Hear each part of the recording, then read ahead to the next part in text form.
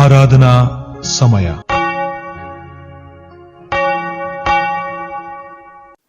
ಪ್ರಾರ್ಥನೆ ಮಾಡೋಣ. ನಮ್ಮನ್ನು ಬಹಳವಾಗಿ ಕಾಯುವಂತಹ ನಮ್ಮ ಪರಮ ತಂದೆಯಾದ ದೇವರೇ, ನಿನ್ನ ನಾಮಕ್ಕೆ ಅನಂತನಂತ ಸ್ತೋತ್ರವಾಗಲಿ. ಮತ್ತೊಂದು ವಾರವನ್ನು ಕಳೆದಿದ್ದೇವೆ ಸ್ವಾಮಿ. ಈ ವಾರದ ಮೊದಲನೇ ದಿನದಲ್ಲಿ ನಿನ್ನಿಂದ ಸಿಗುವಂಥ ವಾಕ್ಯಗಳನ್ನು ಪಡೆಯಲು ನಾವು ಬಂದಿದ್ದೇವೆ. ಈ ಆರಾಧನೆಯ ಸಮಯದ ಉದ್ದಗಲಕ್ಕೂ ನಮ್ಮನ್ನು ಕಾಯಿ ಸ್ವಾಮಿ.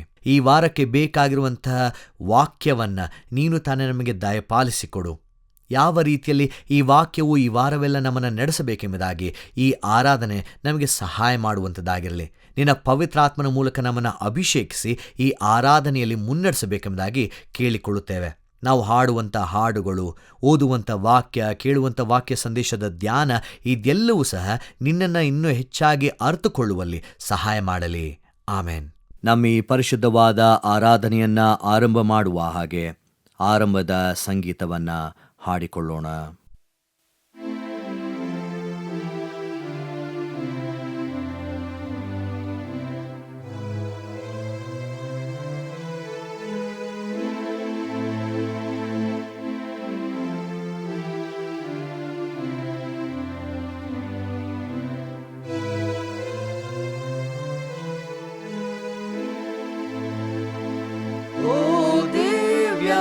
ಕಾಂತಿ ಮೋಕ ನೀನೆಂತು ಬಾಡಿದಿ, ನಿನ್ನಲ್ಲಿ ಶೋಕ ದುಃಖ ಆಯ್ತೆಷ್ಟೋ ವೇದದಿ, ಸಂಕಷ್ಟ ನಿಂದೆಯಿಂದ ಮುಚ್ಚಿರುವ ಮುಖವೇ ನಿಂಗಾಗಲಿ ನಮ್ಮಿಂದ ಸಾಷ್ಟಾಂಗ ವಂದನೆ. ಈ ನಿನ್ನ ಶ್ರಮೆಯಲ್ಲಿ ನಾ ಸೇರ ಬಂದೆನು, ಈ ಶ್ರಮೆಯೈಕ್ಯದಲ್ಲಿ ನನ್ನನ್ನು ಸೇರಿಸು. ಇದೇ ನಾ ಶ್ರೇಷ್ಠ ಯೋಗ, ಕಣ್ಣಿಟ್ಟು ಕ್ರೂಜೆಗೆ ಈ ಜೀವ ಬಿಟ್ಟು ಹೋಗ ಸಂತೋಷವೇ ನನಗೆ. ಅಭಯ ಕೊಡೆನಲ್ಲಿ ನಾ ಸಾಯುತ್ತಿರಲು, ಈರೆನ್ನ ಬಳಿಯಲ್ಲಿ ಉಚ್ಛ್ವಾಸ ತಪ್ಪಲು, ನಿನ್ನನ್ನು ನೋಡುತ್ತೇನೆ ಅಮರ್ತ್ಯ ಚರಣ. ನಾನಪ್ಪಿಕೊಳ್ಳುತ್ತೇನೆ ಇದೊಳ್ಳೆ ಮರಣ. ದೇವರನ್ನ ಆರಾಧನೆ ಮಾಡೋಣ. ಆರಾಧನಾ ಕ್ರಮ ಪುಸ್ತಕದಲ್ಲಿ 2ನೆಯ ವಿಧಾನದ ತ್ರಯೇಕ ದೇವರ ಸ್ತುತಿಯನ್ನು ಅನುಸರಿಸೋಣ. 2ನೇ ವಿಧಾನದ ತ್ರಯೇಕ ದೇವರ ಸ್ತುತಿ. ಪರಿಶುದ್ಧನೇ, ಪರಿಶುದ್ಧನೇ, ಪರಿಶುದ್ಧನೇ, ದೂತಗಣಗಳ ಒಡೆಯನಾದ ದೇವರೇ, ಇಹಪರ ಲೋಕಗಳು ನಿನ್ನ ಪ್ರಭಾವದಿಂದ ತುಂಬಿವೆ. ಮಹೋನ್ನತನಾದ ಪ್ರಭುವೇ, ನಿನಗೆ ಮಹಿಮೆ ಉಂಟಾಗಲಿ. ಕರ್ತನ ಹೆಸರಲ್ಲಿ ಬಂದಾತನಿಗೂ ತಿರುಗಿ ಬರುವಾತನಿಗೂ ಶುಭವಾಗಲಿ. ಮೇಲಿನ ಲೋಕಗಳಲ್ಲಿ ಜಯ. ದೇವರೇ ಪರಿಶುದ್ಧನು ನೀನು, ದೇವರೇ ಪರಿಶುದ್ಧನು ನೀನು, ಸರ್ವಶಕ್ತನೇ ಪರಿಶುದ್ಧನು ನೀನು, ಸರ್ವಶಕ್ತನೇ ಪರಿಶುದ್ಧನು ನೀನು, ಸದಾ ಜೀವಿಸುವಾತನೇ ಪರಿಶುದ್ಧನು ನೀನು, ಸದಾ ಜೀವಿಸುವಾತನೇ ಪರಿಶುದ್ಧನು ನೀನು. ಕರ್ತನೆ ನಮ್ಮ ವಿಮೋಚಕನೇ, ನಮಗೋಸ್ಕರ ಶಿಲುಬೆಯನ್ನು ತಾಳಿದಾತನೇ ನಮ್ಮನ್ನು ಕರುಣಿಸು. ಕರ್ತನೇ ನಮ್ಮ ವಿಮೋಚಕನೇ, ನಮಗೋಸ್ಕರ ಶಿಲುಬೆಯನ್ನು ತಾಳಿದಾತನೇ ನಮ್ಮನ್ನು ಕರುಣಿಸು. ಕರ್ತನೆ ಪವಿತ್ರಾತ್ಮನೇ, ನಮ್ಮ ಮೇಲೆ ದಯವಿಡು. ಕರ್ತನೇ ಪವಿತ್ರಾತ್ಮನೇ, ನಮ್ಮ ಮೇಲೆ ದಯವಿಡು. ಕರ್ತನೆ ನಮ್ಮ ಪ್ರಾರ್ಥನೆಗಳನ್ನು ಸ್ತುತಿಗಳನ್ನು ಸ್ವೀಕರಿಸಿ ನಮ್ಮನ್ನು ಕರುಣಿಸು. ಕರ್ತನೇ ನಮ್ಮನ್ನು ಕರುಣಿಸಿ ನಮ್ಮ ಮೇಲೆ ದಯವಿಡು. ದೇವರನ್ನ ಸ್ತುತಿಸುವ ಹಾಗೆ ಸಂಕೀರ್ತನೆಯನ್ನ ಹಾಡಿಕೊಳ್ಳೋಣ.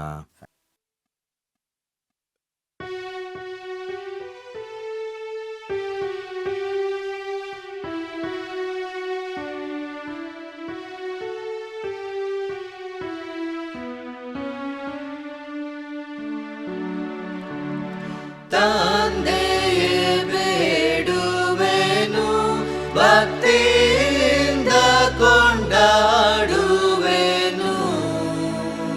ತಂದೆಯೇ ಬೇಡುವೆನು, ಭಕ್ತಿಯಿಂದ ಕೊಂಡಾಡುವೆನು. ಇಂದು ಮುಂದು ಎಂದು ಬಂದು ಕಾಂದನರಾಧರಿಸೈ.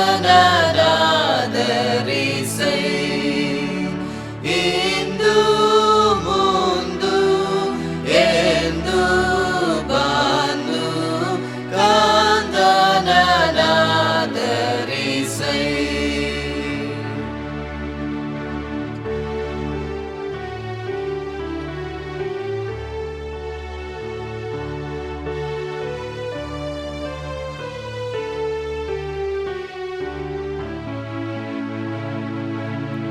ಧರಣಿಯ ಪಯಣದೋಳು ನಡೆಸು ಪರಲೋಕ ಮಾರ್ಗದೋಳು.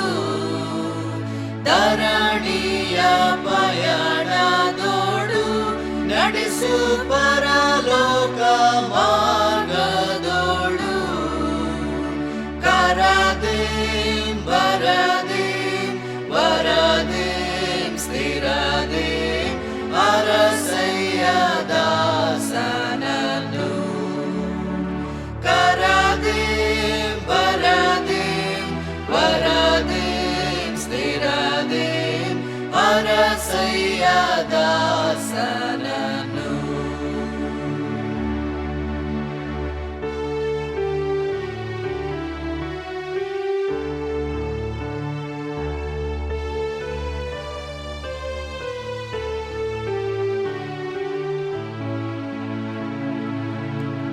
ಜಾಡಿಸು ಪಾಪವನು, ಹೋಗಲಾಡಿಸು ಶಾಪವನು. ಜಾಡಿಸು ಪಾಪವನು, ಹೋಗಲಾಡಿಸು ಶಾಪವನು. ಆಡುತ್ತಾ ಪಾಡುತ್ತಾ ನೋಡುತ್ತಾ ಬೇಡುತ್ತಾ ಮಾಡುವೆ ಸ್ತೋತ್ರವನು. ಆಡುತ್ತಾ ಪಾಡುತ್ತಾ ನೋಡುತ್ತಾ ಬೇಡುತ್ತಾ ಮಾಡುವೆ ಸ್ತೋತ್ರವನು.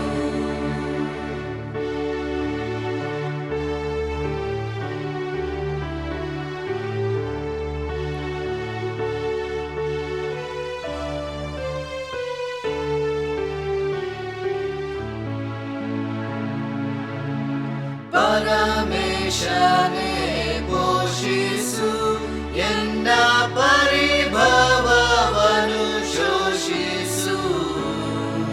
ಪರಮೇಶನೇ ಪೋಷಿಸು ಎನ್ನ ಪರಿಭವವನ್ನು ಶೋಷಿಸು.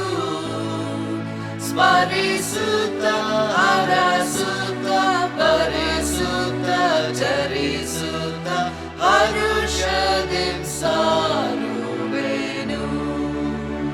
ಸ್ಮರಿಸುತ್ತ ಹರಸುತ್ತ ಭರಿಸುತ್ತ ಚರಿಸುತ್ತ ಹರುಷದಿಂ ಸಾರುವೆನು.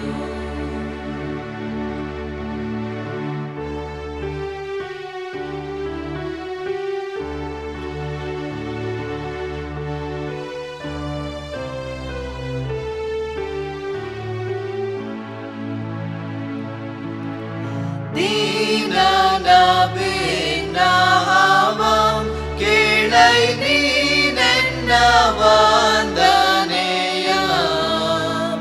ದೀನನ ಭಿನ್ನವ ಕೇಳೈ ನೀನೆನ್ನ ವಂದನೆಯ.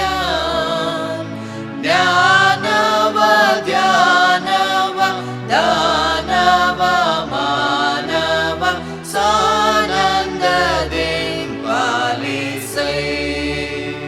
ಜ್ಞಾನವ ಧ್ಯಾನವ ದಾನವ ಮಾನವ ಸಾನಂದದಿಂ ಪಾಲಿಸೈ. ತಂದೆಯೇ ಬೇಡುವೆನು ಭಕ್ತಿಯಿಂದ ಕೊಂಡಾಡುವೆನು. ತಂದೆಯೇ ಬೇಡುವೆನು ಭಕ್ತಿಯಿಂದ ಕೊಂಡಾಡುವೆನು. ಇಂದು ಮುಂದು ಎಂದು ಬಂದು ಕಾಂದನನಾದರಿಸೈ. ಇಂದು ಮುಂದು ಎಂದು ಬಂದು ಕಾಂದನನಾದರಿಸೈ.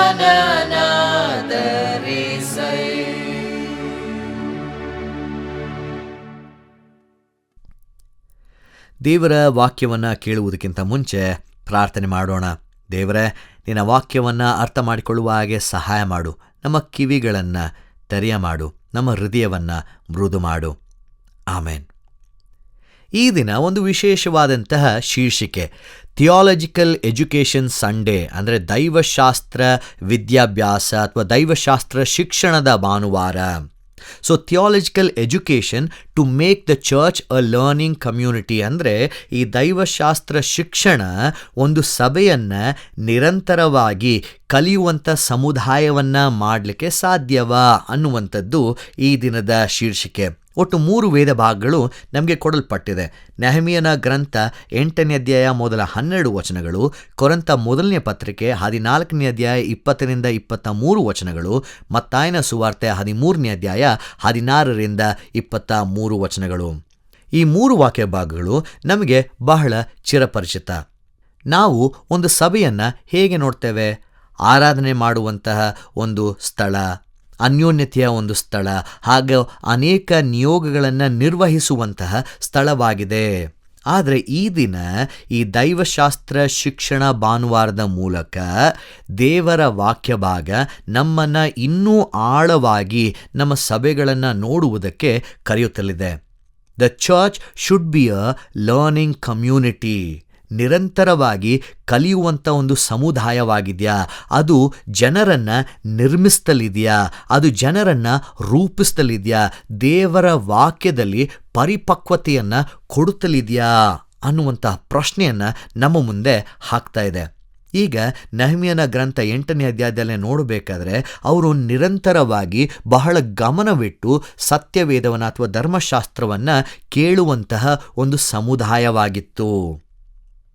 ಹಾಗೆ ನಾವು ಎಫೆಸ ಪತ್ರಿಕೆ 4ನೇ ಅಧ್ಯಾಯದಲ್ಲೂ ನೋಡಬೇಕಾದ್ರೂ ಹೇಗೆ ದೇವರು ಬೇರೆ ಬೇರೆ ತಲಾಂತುಗಳನ್ನು ಕೊಡುತ್ತಾ ಆ ತಲಾಂತುಗಳು ಯಾವ ಕಾರ್ಯಕ್ಕಾಗಿ ಬಳಕೆ ಬರುತ್ತದೆ ಅನ್ನುವಂಥದ್ದನ್ನು ನಾವು ನೋಡುವಂಥವರಾಗಿರ್ತೇವೆ. ಅದೇ ರೀತಿಯಲ್ಲಿ ಅನೇಕ ವಾಕ್ಯ ಭಾಗಗಳು ನಮ್ಮನ್ನು ಆಳವಾದಂಥ ಅರ್ಥಕ್ಕೆ ನಡೆಸುವಂತಹ ವಾಕ್ಯಗಳು ಆಗಿರ್ತದೆ. ಅಲ್ಲಿಗೆ ಈ ಒಂದು ವಾಕ್ಯ ಭಾಗಗಳನ್ನು ನೋಡುವಾಗ ನಂಬಿಕೆ ಅನ್ನುವಂಥದ್ದು ಕೇವಲ ನಾವು ಯಾವುದರಲ್ಲಿ ವಿಶ್ವಾಸವನ್ನು ಇಡ್ತೇವೆ ಅಷ್ಟು ಮಾತ್ರವೇ ಅಲ್ಲ, ಬದಲಾಗಿ ಕಲಿಯುವುದರಲ್ಲಿ, ಅದನ್ನು ಸ್ವೀಕರಿಸುವುದರಲ್ಲಿ, ನಮ್ಮ ಸಮುದಾಯಗಳಲ್ಲಿ ಅದನ್ನು ಅಭ್ಯಾಸಿಸುವುದರಲ್ಲಿ ಸಹ ಇರುತ್ತದೆ ಅನ್ನುವಂಥದ್ದು ಈ ದಿನದ ವಾಕ್ಯ ಭಾಗ. ಈಗ ನೆಹೆಮೀಯನ ಗ್ರಂಥ 8ನೇ ಅಧ್ಯಾಯದಲ್ಲಿ ನೋಡಿಕೊಳ್ಳಬೇಕಾದ್ರೆ ಆ ಸಮುದಾಯದ ಬದುಕು ದೇವರ ವಾಕ್ಯದ ಸುತ್ತಲೂ ನಿರ್ಮಿತವಾಗಿತ್ತು. ಯಾಕೆ? ಈ ನೆಹೆಮೀಯನ ಗ್ರಂಥದಲ್ಲಿ ಬರುವಂತಹ ಜನರು ಸೆರೆಯಿಂದ ಪುನಃ ಬಂದಂಥ ಜನರು, ಆಗ ತಾನೇ ಅವರ ಪಟ್ಟಣವನ್ನು ಕಟ್ಟಿಕೊಂಡಂತಹ ಜನರು. ಆದರೆ ಅವರ ಅಡಿಪಾಯ ಕೇವಲ ಗೋಡೆಗಳಲ್ಲಿ ಮಾತ್ರವೇ ಅಲ್ಲ, ದೇವರ ವಾಕ್ಯದಲ್ಲಿ ಆಗಿರಬೇಕು ಅನ್ನುವಂಥದ್ದನ್ನು ಈ ವಾಕ್ಯ ಭಾಗ ನಮಗೆ ತೋರಿಸಿಕೊಡ್ತದೆ. ಇಲ್ಲಿ ಎಜ್ರನು ಆ ಪೀಠದ ಮೇಲೆ ನಿಂತುಕೊಂಡು ಓದುವಾಗ ಜನರು ಕೇಳುತ್ತಾರೆ. ಗೌರವದಿಂದ ಆ ಒಂದು ವಾಕ್ಯ ಭಾಗಗಳಿಗೆ ಅವರು ಪ್ರತಿಕ್ರಿಯಿಸುತ್ತಾರೆ. ಇಲ್ಲಿ ಕೇವಲ ಮಾಹಿತಿ ಒಂದೆಡೆಯಿಂದ ಇನ್ನೊಂದೆಡೆ ಹೋಗಿಲ್ಲ, ಬದಲಾಗಿ ಆತ್ಮಿಕವಾಗಿ ರೂಪಿತವಾದಂತಹ ಒಂದು ಸಮುದಾಯವನ್ನು ನಾವಿಲ್ಲಿ ಕಾಣ್ತೇವೆ. ಅಂತಹ ಸಮುದಾಯ ಯಾವುದೋ ಒಂದು ಅಡಿಪಾಯದ ಮೇಲೆ ಅದು ಬೆಳೆದಂಥದ್ದಲ್ಲ, ಬದಲಾಗಿ ದೇವರ ವಾಕ್ಯದ ಮೇಲೆ. ಯಾವ ಜನರು ಆ ಸೆರೆಯಿಂದ ಪುನಃ ಬಂದರೋ ಅವರಿಗೆ ಯಾವ ರೀತಿಯಂಥ ಅಡಿಪಾಯ ಬಲವಾಗಿತ್ತೋ ನಮಗೆ ಗೊತ್ತಿಲ್ಲ. ಆದರೆ ಈ ವಾಕ್ಯವನ್ನು ಎಜ್ರನು ಆ ಪೀಠದ ಮೇಲೆ ನಿಂತ್ಕೊಂಡು ಓದುವಾಗ ಅದರ ಅರ್ಥವನ್ನು ಅವನ ಸುತ್ತಮುತ್ತಲಿದ್ದಂತಹ ಜನರು ಬೇರೆ ಜನರಿಗೆ ತಿಳಿಸುವಾಗ ದೇ ರಿಯಾಕ್ಟೆಡ್, ದೇ ರೆಸ್ಪಾಂಡೆಡ್. ಅಲ್ಲಿ ಅವರು ಪ್ರತಿಕ್ರಿಯಿಸಿ ತಾವು ಏನು ಮಾಡಬೇಕು ಅನ್ನುವಂಥದ್ದನ್ನು ಅಲ್ಲಿ ಮಾಡಿ ತೋರಿಸುತ್ತಾರೆ. ಇಲ್ಲಿ ನಾವು 3 ರೀತಿಯಾದಂತಹ ಒಂದು ಘಟನೆಗಳನ್ನು ಕಾಣ್ತೇವೆ. ಒಂದು, they all gathered around the word. ಎಲ್ಲ ಜನರು ಅಲ್ಲಿ ಒಂದು ಸಂಕೀರ್ಣದಲ್ಲಿ ಕೂಡಿ ಬರುತ್ತಾರೆ. ಎರಡನೇದಾಗಿ ಆ ಒಂದು ವಾಕ್ಯವನ್ನು ಅರ್ಥ ಮಾಡಿಕೊಳ್ಳುತ್ತಾರೆ. ಅಲ್ಲಿದ್ದಂತಹ ಲೇವಿಯರು ಆ ಜನರಿಗೆ ಆ ವಾಕ್ಯದ ಅರ್ಥವನ್ನು ತಿಳಿಸಿ ಅವರು ಅದನ್ನು ಗ್ರಹಿಸುವಲ್ಲಿ ಸಹಾಯ ಮಾಡ್ತಾರೆ. ಮೂರನೇದಾಗಿ ಅವರು ಆ ವಾಕ್ಯಕ್ಕೆ ಪ್ರತಿಕ್ರಿಯಿಸುತ್ತಾರೆ.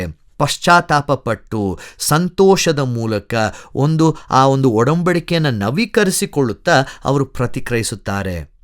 ಈ ದಿನದ ಸಭೆಗಳು ಈ ರೀತಿಯಾದಂತಹ ಒಂದು ಭಾವನೆಯನ್ನು ಪುನಃ ತರಬೇಕಾಗಿದೆ. The church that should listen together, that should question together, understand and obey together. ಈ ರೀತಿಯಲ್ಲಿ ಒಂದು ಸಭೆ ಕಟ್ಟಲ್ಪಡಬೇಕಾಗಿದೆ. ಹಾಗೆ ನಾವು ಕೊರಿಂಥ ಮೊದಲನೇ ಪತ್ರಿಕೆ 14ನೇ ಅಧ್ಯಾಯ 20-23 ವಚನಗಳಲ್ಲಿ ನಾವು ನೋಡುವಾಗ, ನೀವು ಮಕ್ಕಳಂತೆ ಯೋಚನೆ ಮಾಡಬೇಡಿ, ನೀವು ಕೆಟ್ಟದಕ್ಕೆ ಮಕ್ಕಳಂತೆ ಇದ್ದು ಯೋಚನೆ ಮಾಡುವುದರಲ್ಲಿ ನೀವು ದೊಡ್ಡವರಾಗಿ ಯೋಚನೆ ಮಾಡಿ, ಲೈಕ್ ಅನ್ ಅಡಲ್ಟ್ ಎಂಬುದಾಗಿ ಹೇಳುತ್ತಾನೆ. ನಾವು ಆತ್ಮಿಕ ರೀತಿಯಲ್ಲಿ ಬೆಳೆಯುವಾಗ ನಿನ್ನೆ ದಿವಸ ಆತ್ಮಿಕತೆಯಲ್ಲಿ ಹೇಗಿದ್ವು ಅದೇ ರೀತಿಯಲ್ಲಿ ಈ ದಿನವೂ ಇದ್ದರೆ ನಮ್ಮ ಬೆಳವಣಿಗೆ ಅದು ಪೂರಕವಾಗಿರೋದಿಲ್ಲ. ಇಲ್ಲಿ ನೋಡಿ, ಕೊರಿಂಥ ಸಭೆಯಲ್ಲಿ ಅನೇಕರು ದೇವರ ತಲಾಂತುಗಳನ್ನು ಹೊಂದಿಕೊಂಡಿರ್ತಾರೆ. ಅದೇ ಸಭೆಯಲ್ಲಿ ಅನೇಕ ಪ್ರಾಬ್ಲಮ್ಗಳು ಸಹ ಇರ್ತದೆ. ಇಲ್ಲಿ ಆತ್ಮಿಕವಾದಂಥ ವರಗಳು ಇತ್ತು, ಆದರೆ ಯಾವ ರೀತಿಯಲ್ಲಿ ಅದನ್ನು ಅರ್ಥ ಮಾಡಿಕೊಂಡಿದ್ದರೂ ಅದು ಸರಿಯಾದ ರೀತಿಯಲ್ಲಿ ಇರಲಿಲ್ಲ. ಸೊ ಹಾಗಾಗಿ ಪೌಲನು ಇಲ್ಲಿ ಆ ವಾಕ್ಯಗಳ ಮೂಲಕ ಯಾವ ರೀತಿಯಲ್ಲಿ ನಮ್ಮನ್ನು ಪರಿಶೋಧಿಸಿಕೊಳ್ಳಬೇಕು ಅನ್ನುವಂಥದ್ದನ್ನು ಮುಂದಿಡುವಂಥವನು ಆಗಿರ್ತಾನೆ. ಸೊ ಹಾಗಾಗಿ ಈ ಆತ್ಮಿಕತೆ ಅನ್ನುವಂಥದ್ದು ಸರಿಯಾದ ರೀತಿಯಲ್ಲಿ ಅರ್ಥ ಮಾಡಿಕೊಳ್ಳದೆ ಹೋದರೆ ಅದು ಸಂಶಯಕ್ಕೆ ಈಡು ಮಾಡುವಂಥದ್ದಾಗಿರ್ತದೆ. ನಮ್ಮ ಭಾವನೆಗಳು ಕಲಿಕೆಯ ಜೊತೆಗೆ ಇರದೆ ಹೋದರೆ ಅದು ಒಂದು ರೀತಿಯಲ್ಲಿ ಡಿಸಾರ್ಡರ್ಗೆ ನಮ್ಮನ್ನು ನಡೆಸುವಂಥದ್ದಾಗಿರ್ತದೆ. ಪರಿಪಕ್ವತೆ ಇಲ್ಲದೆ ಇರುವಂತಹ ದೇವರ ವರಗಳು ಸಹ ನಮ್ಮನ್ನು ವಿಭಾಗಿಸುವಂಥದ್ದಾಗಿರ್ತದೆ ಎಂಬುದಾಗಿ ಪೌಲನು ನಮಗೆ ಹೇಳ್ತಲಿದ್ದಾನೆ. ಹಾಗಾಗಿ ಕಲಿಯುವಂಥ ಒಂದು ಸಭೆ ಸರಿಯಾದ ರೀತಿಯಲ್ಲಿ ಯೋಚಿಸುವಂಥ ಕಲಿಕೆಯನ್ನು ಒಳಗೊಂಡಂತಹ, ದೇವರನ್ನು ಆಧಾರಗೊಂಡಂತಹ, ಬದಲಾವಣೆಯನ್ನು ಹೊಂದಿದಂತಹ ಸಭೆಯಾಗಿರಬೇಕು. ಸೊ ಅಲ್ಲಿಗೆ ದೈವಶಾಸ್ತ್ರದ ಶಿಕ್ಷಣ ನಾವು ಯಾವ ರೀತಿಯಲ್ಲಿ ಯೋಚನೆ ಮಾಡ್ತೇವೆ ಇದನ್ನು ರೂಪಿಸುವಂಥದ್ದು ಆಗಿರ್ತದೆ. ಹಾಗೂ ಕಡೆಯದಾಗಿ ನಾವೆಲ್ಲರೂ ತಿಳಿದುಕೊಂಡಂತಹ ಅಥವಾ ಬಹಳ ಸಾರಿ ಕೇಳಿದಂತಹ ವಾಕ್ಯ ಭಾಗ ಮತ್ತಾಯನ ಸುವಾರ್ತೆ 13ನೇ ಅಧ್ಯಾಯ 16-23 ವಚನಗಳು. ಬಿತ್ತುವವನ ಸಾಮ್ಯ. ಏನದರ ಅರ್ಥ? ಈ ಬಿತ್ತುವವನ ಸಾಮ್ಯವನ್ನು ಎಲ್ಲರಿಗೂ ಹೇಳಿದಾಗ್ಯೂ ಅದರ ಅರ್ಥವನ್ನು ಯೇಸುಸ್ವಾಮಿ ಕೇವಲ ತನ್ನ ಶಿಷ್ಯನಿಗೆ ಹೇಳುತ್ತಾರೆ. ನಮ್ಮೆಲ್ಲರಿಗೂ ಗೊತ್ತು ಈ ವಾಕ್ಯ, ಆ ಬೀಜ ಅಂದರೆ ಏನು, ಮಣ್ಣು ಅಂದರೆ ಏನು, ಅಲ್ಲಿ ಬಂದಂಥ ಬೇರೆ ಬೇರೆ ನೆಲಗಳು ಅಂದರೆ ಏನು, ಇದರ ಮೂಲಕ ನಾವು ಏನು ಅರ್ಥ ಮಾಡ್ಕೊಳ್ತೇವೆ.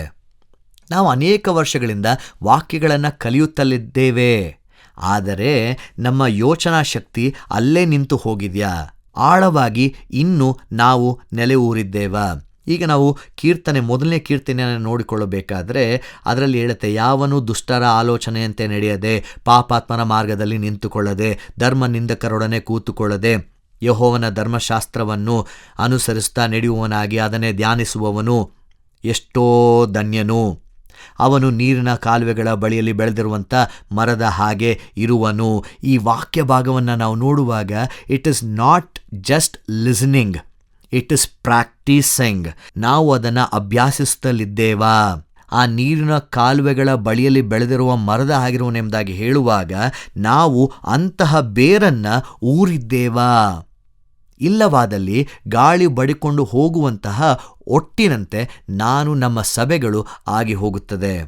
ಸೊ ಇಲ್ಲಿ ಈ ಬೇರೆ ಬೇರೆ ನೆಲಗಳನ್ನು ನಾವು ನೋಡುವಾಗ ದಾರಿಯ ಮೊಗಲಲ್ಲಿ ಎಂಬುದಾಗಿ ಹೇಳುವಾಗ ನಮಗೆ ದೇವರ ವಾಕ್ಯದ ಬಗ್ಗೆ ಚಿಂತನೆ ಇಲ್ಲ.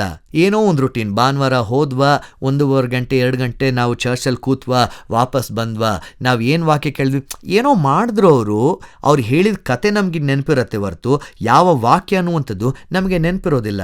ದಾರಿಯ ಮೊಗ್ಗಲ್ಲಿ ಬಿದ್ದಂಥ ಬೀಜ ತಕ್ಷಣವೇ ಅದು ಹೊಯ್ಯಲ್ಪಡ್ತದೆ. ಇನ್ನು ಈ ಬಂಡೆ ನೆಲದಲ್ಲಿ ಬಿದ್ದಂತಹ ಬೀಜ ಹೇಗೆ ಅಂದರೆ, ನಾವು ಸಂತೋಷವಾಗಿ ಏನೋ ಸ್ವೀಕರಿಸ್ಬಿಡ್ತೇವೆ, ಆದರೆ ಆಳ ನಮ್ಮಲ್ಲಿ ಎಷ್ಟಿದೆ? ನೀರಿನ ಕಾಲುವೆಗಳ ಬಳಿಯಲ್ಲಿ ಬೆಳೆದಿರುವಂಥ ಮರದ ಹಾಗಿದ್ದೇವಾ, ಅಥವಾ ಗಾಳಿ ಬಡಿಕೊಂಡು ಹೋಗುವಂಥ ಹೊಟ್ಟಿನಂತೆ ನಮ್ಮ ಆತ್ಮಿಕತೆಯ ಆಳ ಇದೆಯಾ?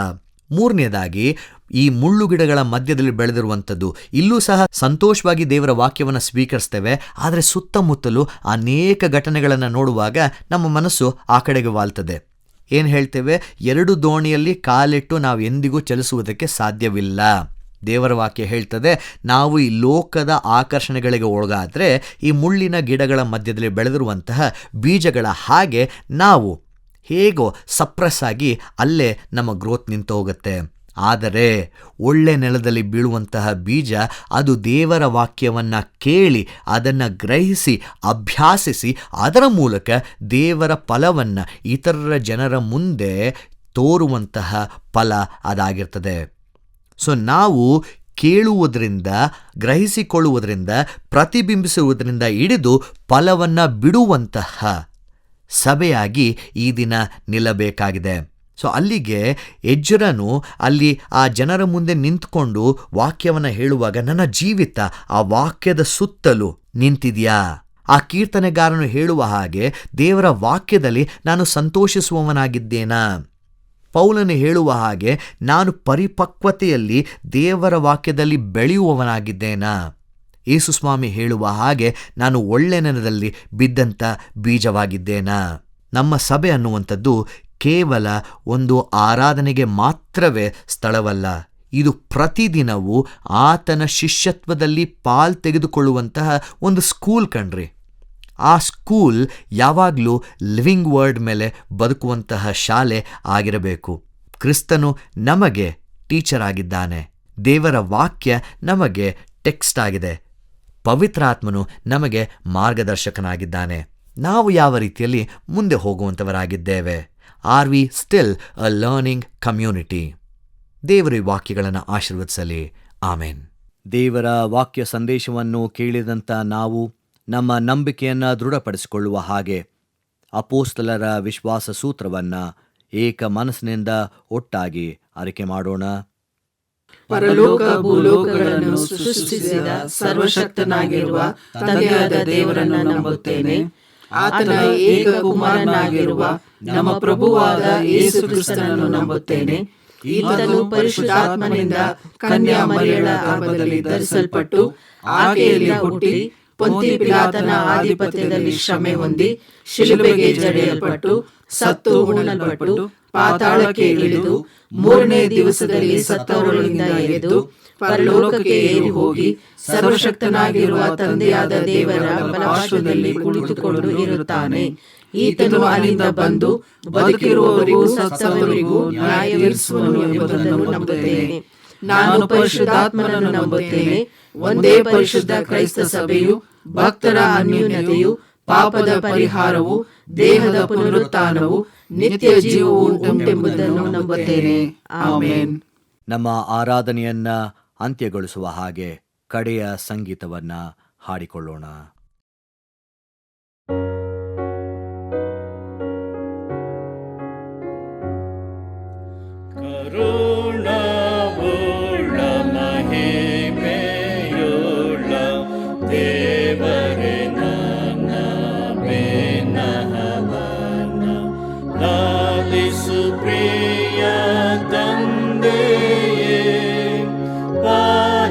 ಪಾಲಿಸಾತ್ಮವ ಮಗನೇ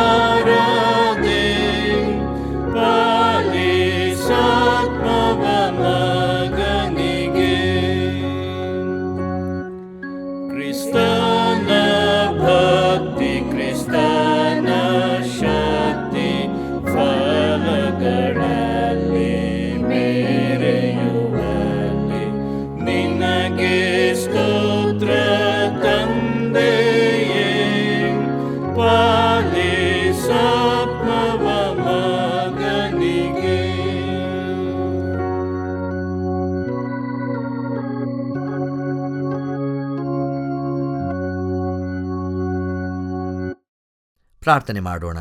ದೈವಶಾಸ್ತ್ರ ವಿದ್ಯಾಭ್ಯಾಸ, ಥಿಯಾಲಜಿಕಲ್ ಎಜುಕೇಷನ್, ಯಾಕೆ ಒಂದು ಸಭೆಗೆ ಇದು ಬಹಳ ಪ್ರಾಮುಖ್ಯ ಅನ್ನುವಂಥದ್ದನ್ನು ಈ ದಿನದ ಆರಾಧನೆ ತಿಳಿದುಕೊಳ್ಳುವಲ್ಲಿ ನಮಗೆ ಸಹಾಯ ಮಾಡಿದೆ ಸ್ವಾಮಿ.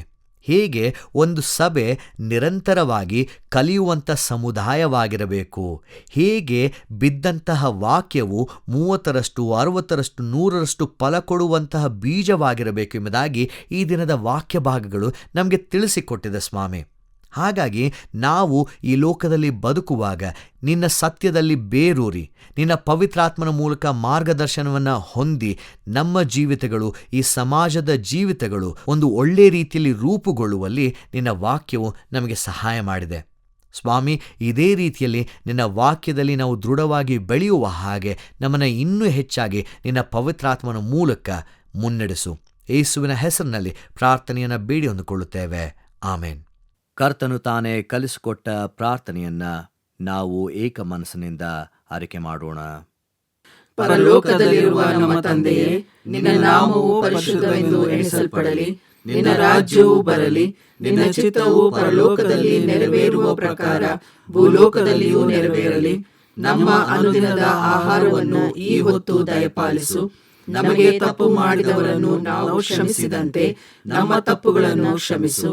ನಮ್ಮನ್ನು ಶೋಧನೆಯೊಳಗೆ ಸೇರಿಸದೆ ಕೇಡಿನಿಂದ ನಮ್ಮನ್ನು ತಪ್ಪಿಸು. ರಾಜ್ಯವು ಬಲವು ಮಹಿಮೆಯು ಸದಾಕಾಲ ನಿನ್ನವೇ, ಆಮೇನ್. ನಂಬಿಕೆಯಿಂದ ದೇವರ ಆಶೀರ್ವಾದವನ್ನು ಹೊಂದಿಕೊಳ್ಳೋಣ. ಧೈರ್ಯದಿಂದ ಸಮಾಧಾನದಿಂದ ಈ ಲೋಕದೊಳಗೆ ಹೋಗೋಣ. ನಾವು ನಿರಂತರವಾಗಿ ಕಲಿಯುವಂಥ ಸಮುದಾಯವಾಗಿ ಬದುಕಲು ದೇವರ ವಾಕ್ಯವು, ದೇವರ ನಡೆಸುವಿಕೆಯು ನಮ್ಮನ್ನು ಮುನ್ನಡೆಸುವಂಥದ್ದಾಗಿರಲಿ. ಹೀಗೆ ಮಾಡುವ ಹಾಗೆ ತಂದೆಯಾದ ದೇವರ ಪ್ರೀತಿಯು, ಮಗನಾದ ಯೇಸು ಕ್ರಿಸ್ತನ ಕೃಪೆಯು, ಪರಿಶುದ್ಧಾತ್ಮನಾದ ದೇವರ ಅನ್ಯೋನ್ಯತೆಯೂ ಸಹಾಯವು ನಮಗೆ ಸಹಾಯ ಮಾಡುವಂಥದ್ದಾಗಿರಲಿ, ಆಮೇನ್.